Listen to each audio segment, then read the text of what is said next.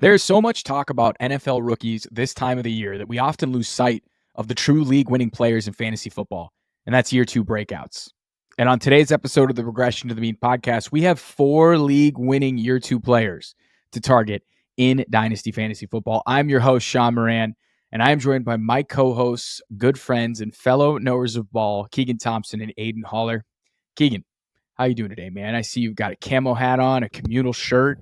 You are repping the brand tough today, my friend. Yeah, repping the brand, www.communalcowboy.com/ no free ads. But yeah, we're doing good. Mike Will is a Jet. The Jets have won the offseason yet again. Undefeated in offseason are the New York Jets. So yeah, things are buzzing in Florham Park. Vibes are good. I really need the draft to be here. People are staking their claims for J.J. McCarthy. Marvin Harrison Jr. is no longer the number one wide receiver by most Twitter analyst accounts. I need the draft. I need it now. I've had enough. Yeah, it's rough. We have 5 weeks to go until the NFL draft, and we have people staking their entire reputation on J.J. McCarthy. So it's been a fun couple of days on Twitter. I hope March Madness distracts everybody from that for a little bit. Then we get past March Madness. We'll have a couple more weeks of bad takes, and then we get to the draft and sort it all out. This is why we're focusing on year two players exactly, Keegan. The players that have actually played the NFL, and we have a good idea of who they are. Aidan, Caleb Williams pro day today. Keenan Allen shows up. The last time we recorded, it was right before the Keenan Allen signing. Have your pants been off the entire 4 or 5 days since we recorded? Have you been able to wear pants? Has that been possible for you over the past 5-6 days? The answer is no. I would like to formally apologize to Ryan Poles. I was being dramatic last time you guys all heard me. No, Ryan Poles has changed my life for the better over the last couple of days. Keenan Allen is a Bear for the very low price of a 4th rounder. Justin Fields is gone. The Civil War is over, and Caleb Williams is launching balls into outer space during his pro day. So I'm feeling good. The path is clear. It is right there in front of me. And yeah, we are 5 weeks away from Caleb Williams leading, maybe the best team and number 1 overall pick on the quarterback position has ever seen. So feeling really good, man. Ryan Poles, I apologize. You're in your bag, sir. I love the way that they framed it, where they're like, we had better offers for Justin, but we wanted to do right by Justin. It's pretty common. I believe they did. I believe they did. I think they overplayed their hand a bit to try and get more. And they were like, I think like someone might have been offering like a 5th. Like I think they probably did have slightly better. But I don't know. That could just be more smoke. The whole thing was weird.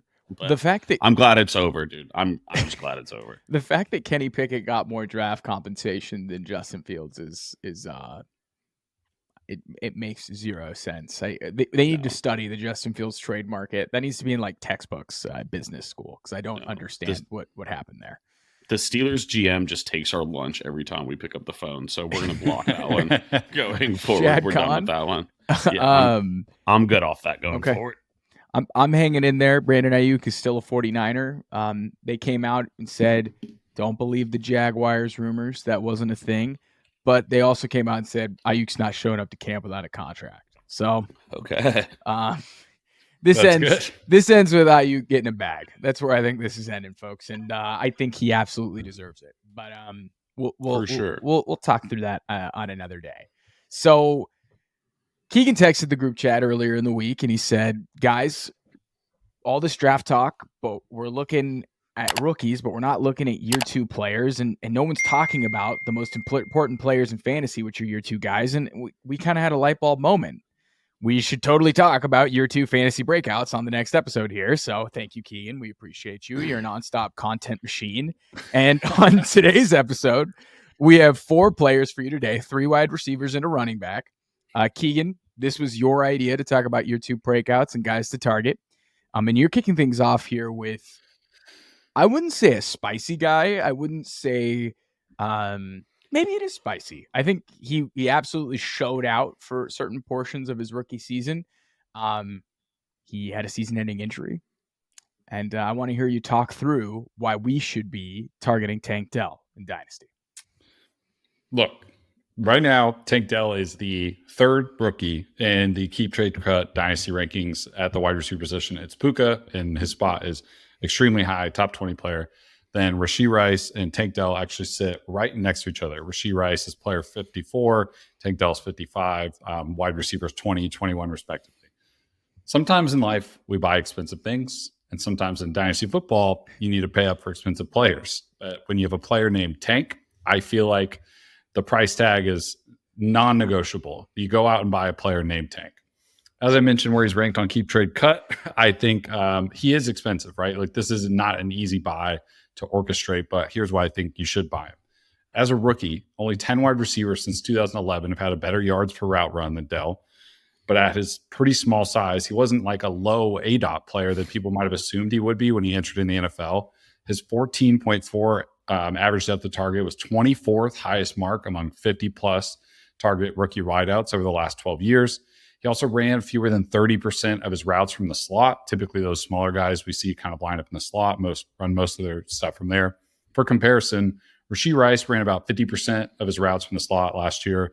Josh Downs ran 81% of his routes from the slot. And Jaden Reed ran around 75% of his routes from the slot.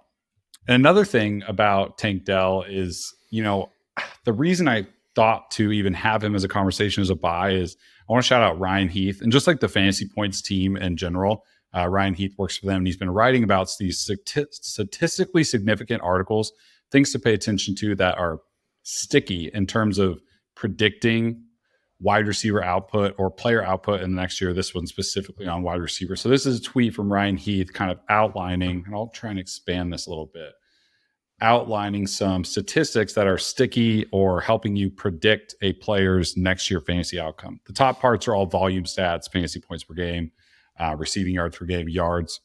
And then you kind of get into the weeds of some stuff that aren't necessarily volume stats, like yards per route run, first read target shares, kind of volumey, and first downs per route run. Specifically, the one I want to highlight here is the yards per route run, which is kind of the first thing that he identified.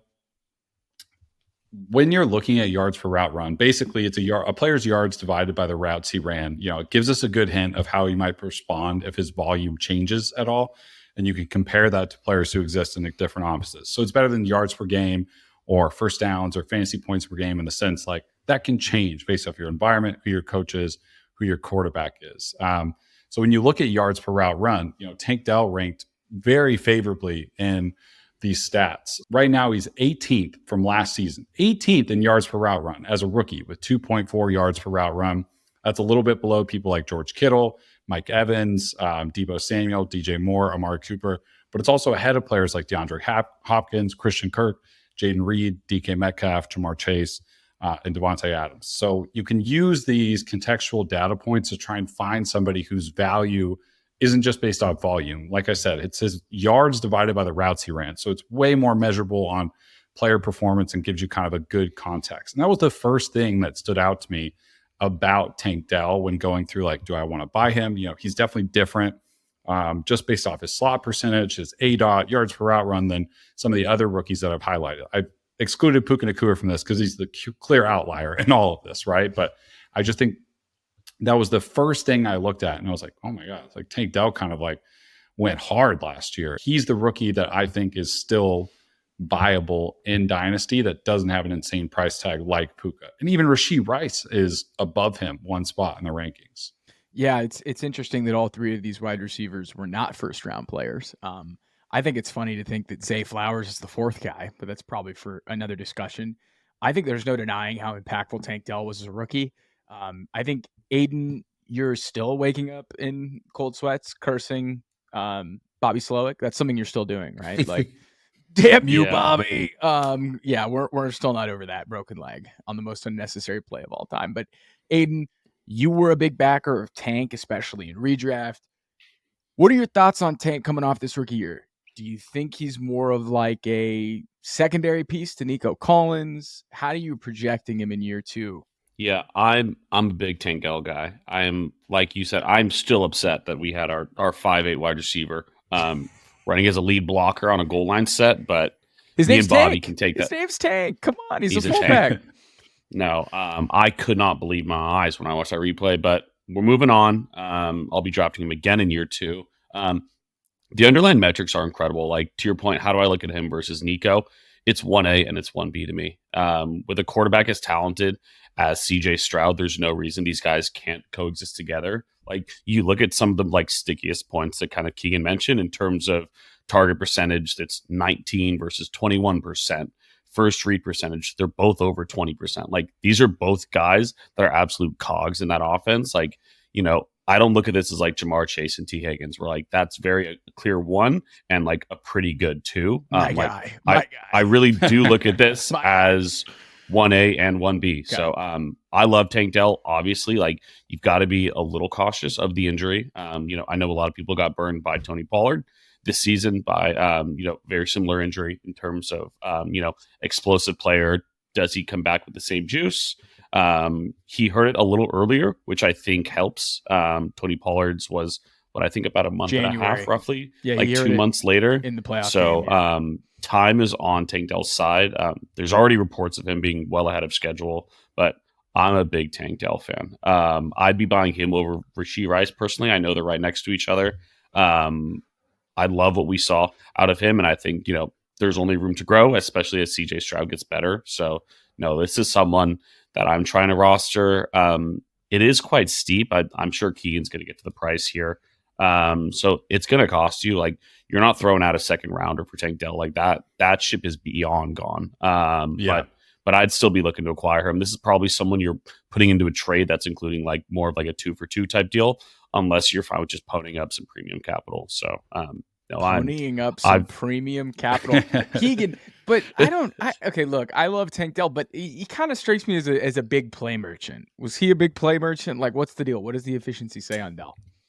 It's funny that you bring that up. So I'll also bring up kind of a more detailed metric on. So we looked at some of those sticky metrics that can help predict like year 1 production plus, or what your production based off last year, some of your statistics will equal into next year, right? And the next one that Mr. Ryan Heath identified was yards per route run, and he also went into first downs per route run. So this is even more sticky in general than yards per route run, just slightly, of fantasy points per game. So basically, you can look at his first downs, and that's a metric that beats yards per route run, but it's like your first downs earned per route run. And it's important because it measures how well a receiver executes the route, earns a target, and turns it into a high value reception. Like, kind of gives us a good indicator of who are great possession receivers in the NFL.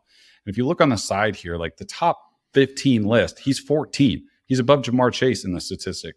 DJ Moore, Keenan Allen, Rashee Rice, Puka Nacua, CeeDee Lamb, AJ Brown, Jalen Waddle, Nico Collins, Amon-Ra, JJ, Ayuk, Hill. It's a who's who of wide receivers in the NFL, right? And Tank Dell is firmly next to all of these guys in this like very awesome subset of data that was pulled. And it shows me that, yes, he has a great ADOT. Yes, he has a good yards per route run. But what he's also doing is winning in extremely valuable spots, earning first downs for his team, earning trust from his team. Like, he will be a go-to wide receiver in situations that bring the team value, which means an increased role in general for Tank Dell. Some other, favorable stats for him that were pretty sticky to these like predictive points are, receiving yards per game. He was 25th in the league, 64.5 yards per game. Fantasy points per game, he's 19th at 15 points per game. And his expected fantasy points per game were around 33rd at 13.4. So not even a big play merchant, just a valuable player, like at the wide receiver position.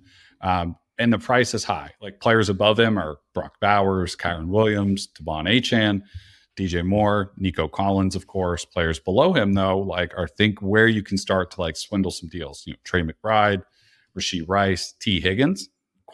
Like, would you rather have Tank or T moving forward?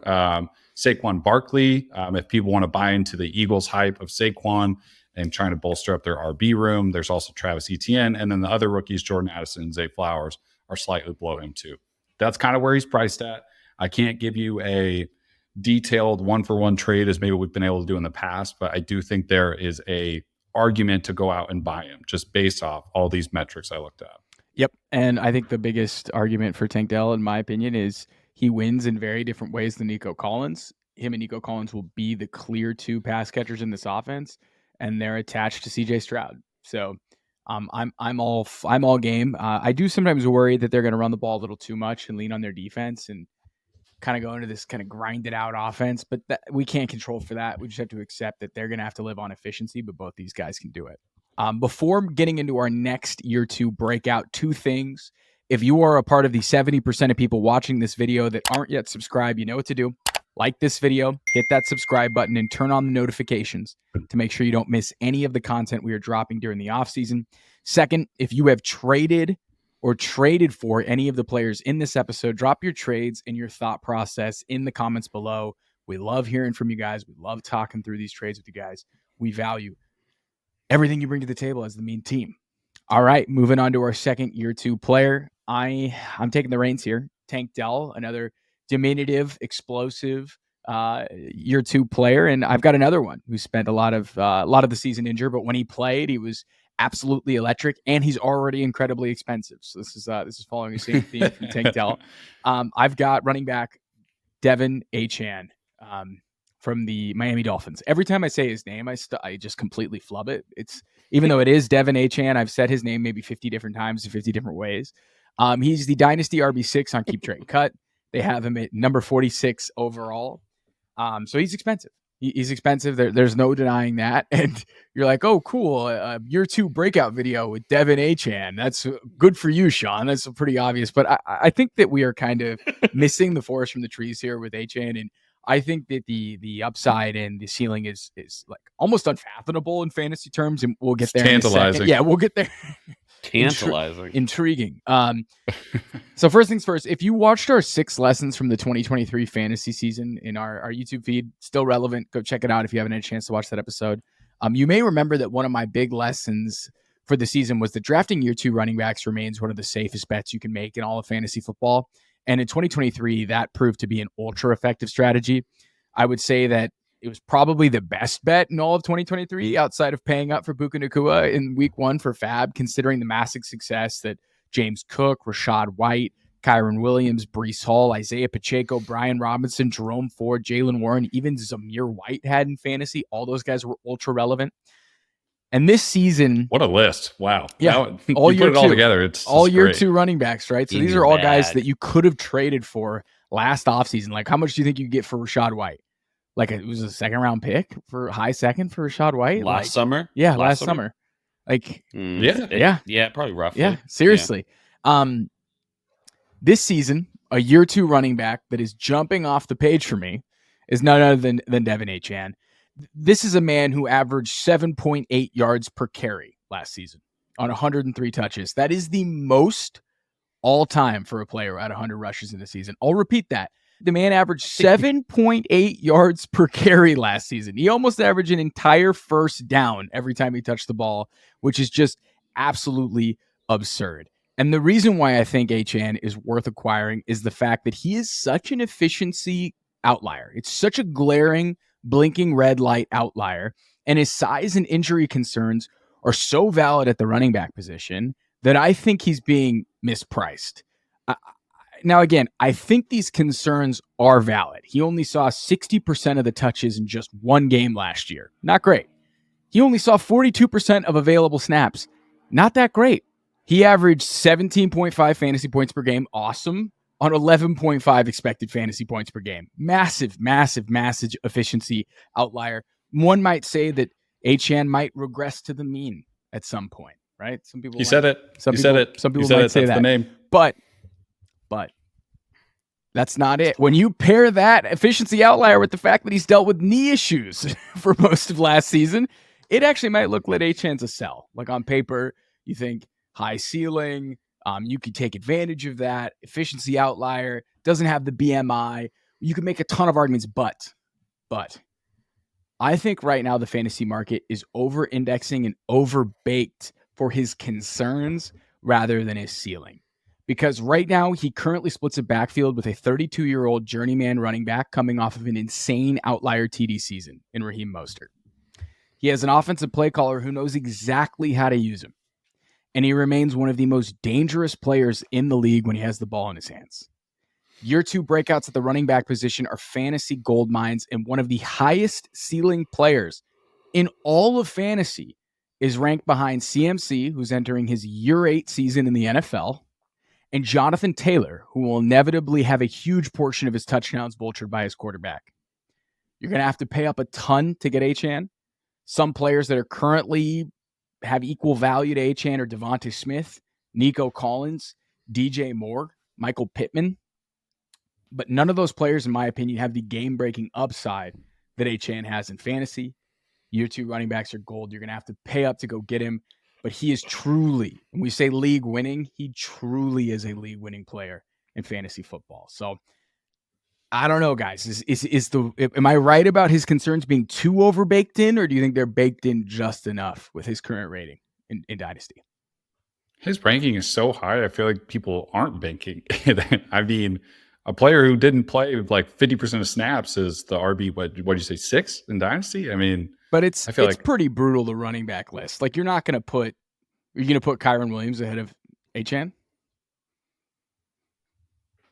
No.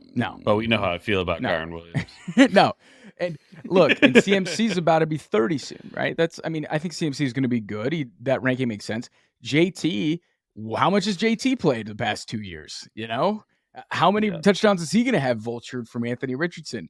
I think people are way too over-indexing to the red flags in Achane, and I don't think we're accepting the fact that this guy could walk onto a field next year and average 20 fantasy points per game, just based off of his offense, his role, which is going to be pass catching, big plays, in an offense that's just explosive. And then what if something happens to Tyreek Hill? What if Tyreek Hill gets injured? Then all of a sudden they're going to start leaning on ancillary pieces like Achane in the pass game. Like, I just think the upside is so enormous for Achane that he truly has that league-winning tilt in fantasy football. Yeah. How do you acquire him is the question. How? You're going to have to give a receiver. And that, you know how we feel about that. We don't love that. I love Nico Collins. But if I had 5 really good wide receivers and I was really trying to win next season, I think I'd trade Nico straight up for Achane. And I love... You named Nico. A couple, yeah. I would trade Devonta. I would trade Devonta first out of those. Yeah, but I love DJ Moore. I love Michael Pittman. I love Nico Collins. All these guys are great. But if you have a ton of good receivers, those 3 are harder for me. You could cash in on a guy that's going to raise the ceiling of your team weekly. Yeah, I think this trade, to your point, is easier going player for player than pick for player, because this is like a mid first for him, which I'm not doing personally. And there's no Gibbs, there's no Bijan in this class either. No. So the assumption that somebody would bail on Achane for a pick, they're not going to recoup that running back position. There's no mystery box draft for that pick that you're going to be giving up. You're looking at a wide receiver. People could be cashing in because either they kind of hit gold. He was end of the first round or beginning of the second round pick. Maybe you're just trying to flip him to get more assets, get another quarterback. Maybe, the situations are all different. This one's hard for me. I don't really know how to look at him in Dynasty. I'm going to be all over him in redraft and best ball. Absolutely. Cause I think he's easier to attain.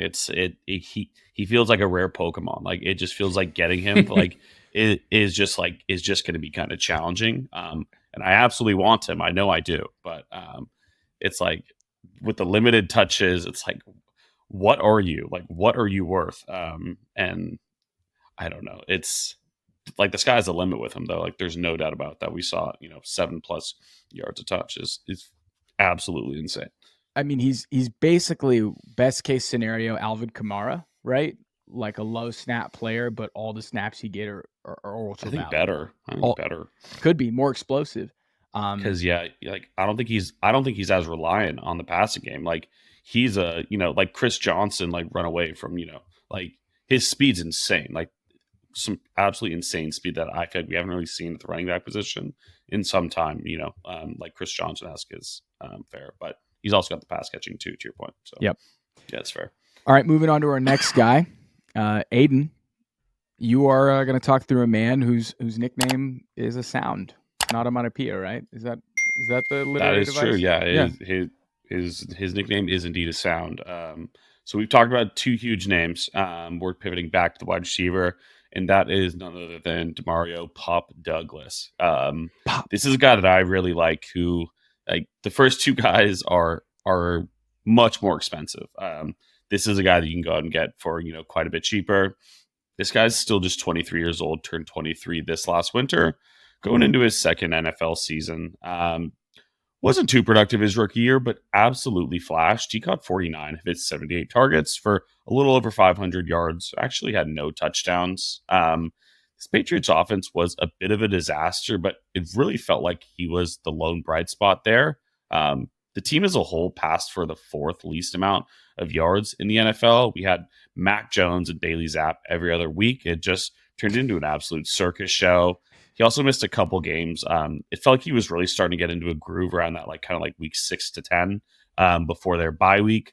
Got hurt coming out of it, missed a couple games, finished the year on, a bit of a slow run there. But this is still a guy that I like a lot. Just looking at his off season, I think it's only trending up for him. I think the expectation is that either Jaden Daniels or Drake May is going to be under center in 2024. And even if not, Jacoby Brissett is an upgrade from both of those QBs that were under center last year. So regardless of how this shakes out at the quarterback position, I think Pop Douglas is benefiting from improved quarterback play. And then you just look at the other wide receivers in that locker room with him. Who's challenging him for touches? We've got Kendrick Bourne coming off a torn ACL, was really the only other productive wide receiver in that room last year. Juju is just not that good. No. I don't really need to get into that one too much. Knees are a mess. Gone. He's, going to go play 10 games, maybe catch 400, 500 yards. Devontae Parker's gone. You still got Hunter Henry, who's, definitely the red zone threat. Feels like he just falls into 10 touchdowns. Will probably do it again. And I'd expect they draft at least one wide receiver, likely pretty high. Which again, isn't a big concern to me. When you look at his skill set, he really operates in the slot for the most part. About 67% of his routes were in the slot. So I'd assume they go out and get an X or a Z, someone to run alongside him. I don't think the guy that is on the way is going to be someone that's really challenging him for kind of his specific role, which I really like. Just looking at his role last year, again, the offense sucked, but it was still really encouraging underlying metrics. He was second in both target share and first read percentage, just slightly behind Kendrick Bourne on both of those metrics. So, even early as, a slightly lower drafted wide receiver, they had him heavily involved.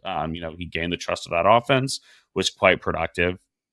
What's he worth? What is it going to take to get a guy like this? Significantly cheaper. He is currently wide receiver 66 on Keep Trade Cut. So we're scrolling to page 2 on the wide receivers to find our guy Pop Douglas.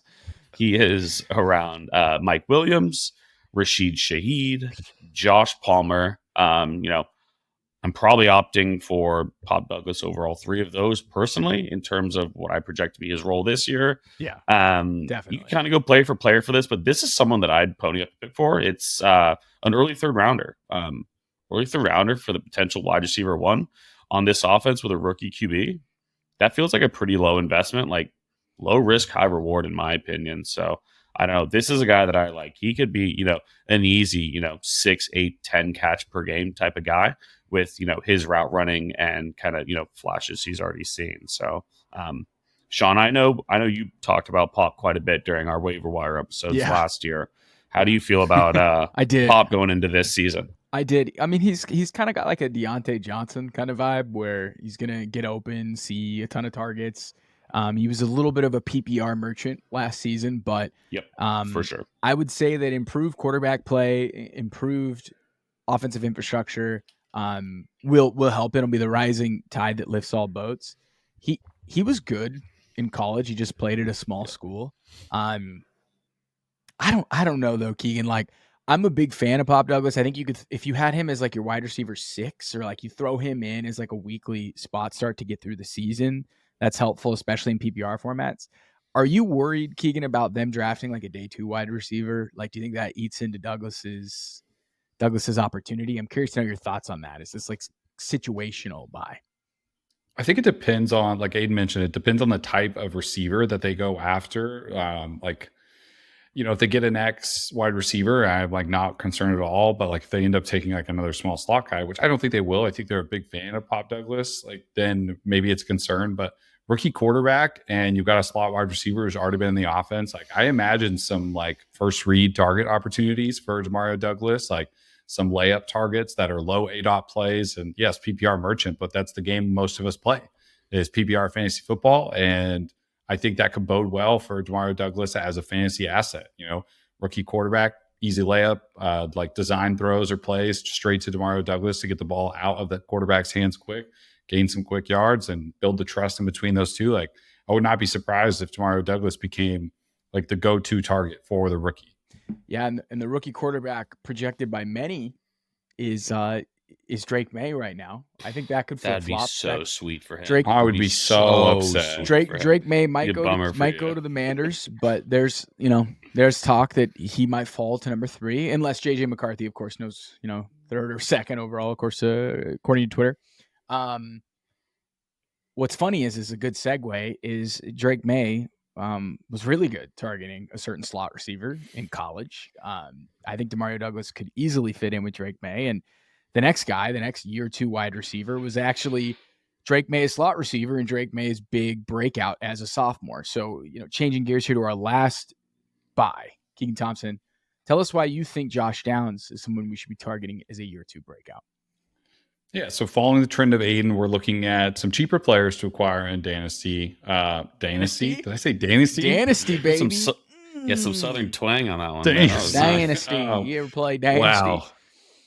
That's brutal. But Josh Downs is certainly not Zay or Addison, Rashee Rice, or Tank Dell, who we talked about earlier. But I just feel like his value's really low for a great young wide receiver. I mean, he's wide receiver 46, like in the 111, 115 range of like total rankings in Dynasty. And I get it. The potential issue for somebody like Josh Downs is his slot route percentage. I highlighted it when talking about Tank Dell, but he ran 81% of his routes from the slot as a first-year player. Gosh, I can't talk right now. On paper, his role upside can be capped, if he remains a majority full-time slot receiver. But like I said, for Pop Douglas, we like slot receivers in PPR formats, even half PPR formats. Like that's a valuable role in today's NFL, especially in today's fantasy football landscape. Also, to note, even if he is a full-time slot player, Indianapolis played 11 personnel, aka 3 wide receivers, at the 3rd highest rate in the NFL last year. So Josh Downs is on the field a ton. That's 3 wide receivers, 1 running back, 1 tight end. So even if he is running primarily through the slot, he's still on the field because of how they run their offense. So in knowing that, you have an out. You can assume that Josh Downs will at the very least be on the field a ton in 2024. And at baseline, you're getting a really productive young slot wide receiver who ran basically 70% of teams' total routes last year, or on the team's total routes last year. He was also 2nd behind Michael Pittman in all the key categories: team yard percentage, yards per route run, first read targets, first downs earned, first downs per route run, and fantasy points per game. Like Alec Pierce wasn't a factor. Like he ran a lot of routes, but they were empty routes. That was not a thing. With Gardner Minshew too, there was no hope. There was no hope. And that's the other thing, right? You don't know the full potential. And I try to go back and look at splits of when Anthony Richardson played, but it was so small and few and far in between that he was on the field. I just couldn't bring stats to make an argument well, look how he did with Anthony Richardson. He only played 2 full games and he never threw more than 25 passes in the game. So how we will look at that next year is, we're kind of assuming, but like I said, base layer, great slot wide receiver. And that's kind of your out, And some other things about Josh Downs is he's more than a slot wide receiver just based off college too. Like when Matt Harmon profiled him on reception perception, I thought there were some interesting stats that he pointed out as well. He saw a contested target on 18% of his looks in the sample that Matt Harmon took. And he had a class best. In his class, he had the best contested catch rate at 93.8%. He's also doubled on 38 routes.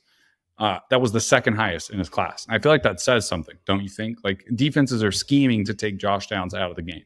While I do believe that he will have a large role in the slot, I feel like that 81% could go down to 60, could go down to 70, maybe more modestly as his role expands. I know from just college production, he's got more to him than just being a small slot guy. And I think the contested catch rate kind of really screams that to me. The comp for him is Tyler Lockett. And we all love Tyler Lockett. Tyler Lockett does move out of the slot later in his career, but that's kind of how I envision what Josh Downs is. Wow. Now, it's probably closer to somebody like Sterling Shepard, like realistically, but which is a good player, if not when not injured. Before the injuries, Aidan. Let's remember Shepard was pretty effective before he had his 14. There's just been so many. It's gotten foggy in my brain. And, the value for Downs is obviously much cheaper than the top guys. But, I mean, you could get Josh Downs for 2024, pick 205, which maybe you don't want to do. There's a lot of mystery box wide receivers in this year's draft, but you could move off an age 30 Derrick Henry for Josh Downs. Deontay Johnson and him are around the same range, but Deontay's new landing spot, maybe like him. Calvin Ridley, Najee Harris, Tony Pollard, a 2025 early second. Jamison Williams, like those are all players in the range of where Josh Downs is on keep trade cut. I just think he'd be a really cheap buy. He's not going to be your wide receiver 1, not your wide receiver 2, but your wide receiver 3, 4, probably closer to 4 on your dynasty roster. He can get you 11 to 12 points a game, like in a really fun offense. I feel like he's just a cheap asset to lock up for dynasty. Yeah, I think Downs is ultra interesting because he was really good in college, and he wasn't just like a slot only guy in college. Well, he primarily played in the slot, but he was really good as a downfield ball winner. So I think the Tyler Lockett comp could work, right? And I think there was a lot of excitement coming out of college for Downs, and it's really hard to know for certain what they really would have done with him with Anthony Richardson. So I think Downs is fun, but Aidan, I'm curious if Downs only stays in the slot. Are you still targeting him? Does he have to be a downfield winner for you? I wouldn't say that's a deal breaker for me. If there's plenty of like productive like slot wide receivers, obviously you'd like to see him get more involved across the field, especially like with the overall route tree. But I think like the thing that was most exciting to me is like how quickly he showed that like he's better than Alec Pierce. I think he is absolutely their wide receiver 2 going into this year. Like you look at like the amount of routes run versus Alec Pierce, it's quite significantly less, and he outpaced him in targets, receptions, yards, like pretty much every metric by quite a bit, running like significantly less routes. So I think this is a guy that like we're kind of just scratching the surface on. Give him some more routes and really lock him into that wide receiver 2 alongside Michael Pittman, and I'd be really excited to see what he's able to do. So I guess long-winded answer there, but no, him being in the slot is not a deal breaker for me. I think there's still a world where he can be plenty successful from that role. And I'm all in on Shane Steichen too, so I'm willing to make bets in Steichen's offense. I think it's going to be a really good offense, good offense next year. Michael Pittman's a bit of a target hog because it's a very RPO heavy first read target share offense.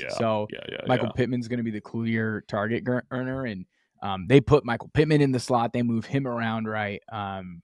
I think the key, though, is does Josh Downs consistently run ahead of Alec Pierce in 2 wide receiver sets? Keegan was telling us before we jumped in that they run a shit ton of 3 wide receiver sets, so it's not even really an issue in that sense. But I think that's like a good tent pole. That's a good tent pole thing to look for in terms of like propping up his case. Is like, is he the clear number 2 option, and can he win downfield? So I think if I get to week 2 and Josh Downs is running, like if he's basically wide receiver 2 and the 2 wide receiver sets like 90% of the time, like I'm going to be really, really excited about my personal Josh Downs shares. But I think that's a good point. You got to wait and kind of see how that breaks down. So try and get him at a discount right now. He's super cheap. And I don't know if the Colts will do it, but they are in prime Brian Thomas range. Brock Bowers too. They are in prime draft a playmaker range, but I would love that because that would open up a very consistent PPR role for Josh Downs, in my opinion. But I don't know. I'd be very curious to see how the Colts approach the draft. I don't think it's like a glaring issue for them. They have a promising year 2 tight end in Will Mallory. It's like I think they'll probably draft defensive players. It's kind of Chris Ballard's MO, but height, weight, speed, Brian Thomas. Someone that fits their MO. He's someone that fits their MO.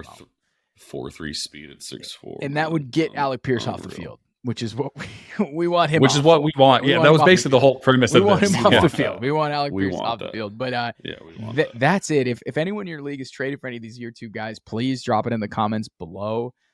We appreciate engaging with us. We love your takes.